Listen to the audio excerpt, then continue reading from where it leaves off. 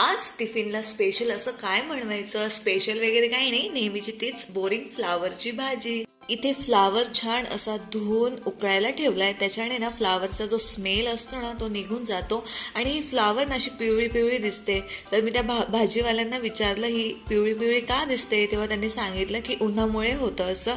आणि फ्लावर ना छान अशी मोकळी मोकळी होती. मोकळी फ्लावर असल्याने त्याची टेस्ट ना खूप छान लागते. सो मी घेऊन टाकली आणि मस्त छान अशी फोडणी दिली फ्लावरला. तेल तापलं, तेलामध्ये सगळ्यात आधी जिरं मोहरीची फोडणी दिली. त्यानंतर कढीपत्ता, लसूण, कांदा, टोमॅटो टाकला. त्याच्यानंतर आपले मसाले टाकले, हळद, मिरची पावडर, धने पावडर, थोडासा गरम मसाला आणि त्यानंतर मी टाकला बटाटा परतून घेतल्यानंतर फ्लावर टाकली आणि छान अशी फ्लावर शिजू दिली.